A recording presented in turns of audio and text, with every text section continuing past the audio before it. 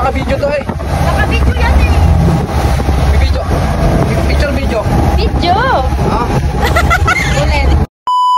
So ngayon guys, samahan nyo kaming kulayan ng aming drawing. Dito nga napakaaga kong gumising. Ang usapan nga namin nila tita, alas 5 kami magkita-kita sa Wakadi. Siyempre, Filipino time, alas 6 kami umalis ng bahay. So ang unang biyahe nga namin ngayon, Pakadiwa hanggang Papalapala. Doon nga kami sasakay ng van pa Grand Terminal. Hi. Anong baon natin? Sarili lang. Sarili natin. Ganda lang. Dito nga, kay aga-aga, dami naming energy. Na kahit yung mga pasahero, pati yung tsuper, grabe ang tuwa. Di ko nga yung nabidyohan, pero si kuyang driver, grabe ang tuwa sa aming tatlo. Dito nga, nagdaldalan lang kami ng nagdaldalan. Wala lang, kwetuhan lang kami. Tapos si tita biglang. Yung iba dyan binigay na, hindi pa rin nasuklian. Oh. Huy, nag-relapse na nga siya. Unwind ang pupuntahan ha. Sa ngayon, nasa Carmona pa. Binabaybay pa namin ang Carmona. Pakita namin kung nasa na po. Ang layo. Hindi talaga kita, buddy. Pero 1 hour din ang biyahe namin dyan. Ang sakit sa puwet niyan. Yeah, bye-bye. Hindi na tayo magkikita. Last na to. Bukas pa. Thank you. Bukas pa kami uwi. Ito na kami. Ito na mga babaita. Dahil first time namin tatlo dito mag-commute, hindi nga kami maalam sa sasakyan namin. Hindi na lang andito si Pogi, doon daw ang sakayan. Sige mga bakla, ilaban nyo yan. Ginusto nyo yan eh. Etong set na to, sobrang biglaan lang talaga nito. As in, sobrang biglaan, bading. Nagutom nga kami sa biyahe, kaya napag-desisyon na namin kumain na muna. At dahil babae kami, kahit gaano karaming pagkain ang nasa harapan namin, hindi pa rin namin alam ang kakainin namin. Kami talagang mga babae, oh. Ayun nga ni, inupo na nga ni ang pagiging indecisive. Charis, eme. Dito nga kami kumain sa Anne's Cuisine. Kaming pagkain, bading. Mabilisan nga lang na almusal to, mga bading. Pahinga nga lang kami ng konti. Then after nyan, bumiyahe na ang mga bading. At hindi na nga ako nag-video sa part na to. Ang biyahe nga namin dito, Grand Terminal to Anilao Port. O, diba? Ang bilis lang. Charis, matagal-tagal din yan. Pagkadating nga namin ng Anilao Port, pumila na nga agad kami para bumili ng ticket.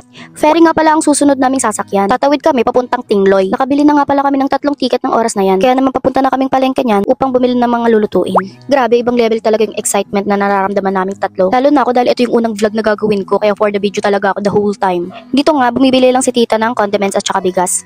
Ayan. Go tita, kuha ka lang dyan. Mag-ihaw nga pala kami ng bangus at mag-iinasal din pala kami. Ito talaga yung favorite part namin eh. Ano te, nauuhaw ka? Sino nauuhaw? Baka ikaw tita.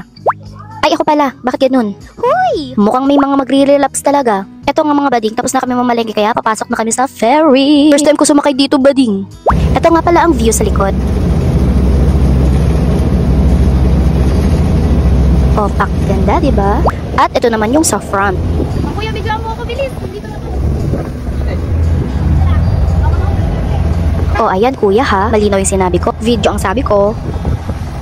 Hindi mo naka-video to eh. Naka-video yan eh. Video. Picture video. Video. Ulit. Tawa nga ako ng tawa dyan kay kuya. Pero salamat po. Tagal ko nga din nakababad dyan sa initan. Dahil bida-bida ako, finil ko na. O si Bading, feeling airbender.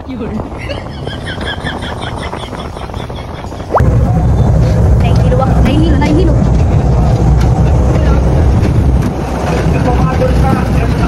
Ate, nasa Tingloy ka na. Pasaway.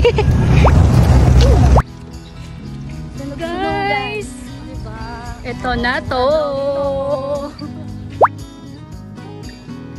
Mga alauna din kami nakarating dito sa pag-iistayan namin. And since tatlo nga lang kami, may nagsundo na sa aming mga nakamotor. Tour ko nga pala kayo ng mabilisan sa transient na nabook namin. Sobrang ganda dito guys, as in. May 2 kitchen sa labas at loob, restrooms, video okay, room with AC. Yung pinasukan ko nga pala, yun yung back door. Pagpasok mo nga dyan bading, may kita mo na malinis talaga yung bahay na pag-iistayan namin. Sobrang maaliwalas at maayos. Lalagay ko nga pala sa description yung name ni sir. Message nyo lang siya para makapag-book kayo.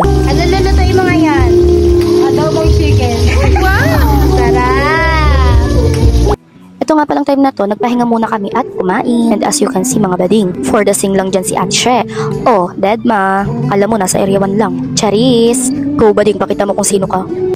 Nakapagpahinga at nakapagpatunaw na nga kami mga bading. Nag-ayos lang kami ng konti, tapos larga na. Huy! Excited yarn? Pagkadating nga namin sa baba, andito na yung maghahatid sa amin sa Masasa.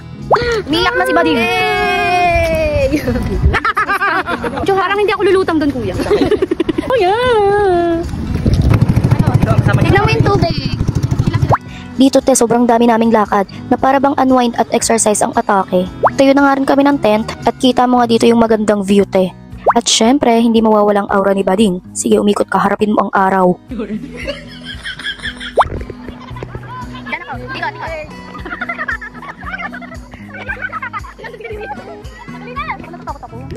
Hoy! Umawra na naman si Ganda. Nagkulitan nga lang kami nung nagkulitan sa day 1 namin dito sa Masasa.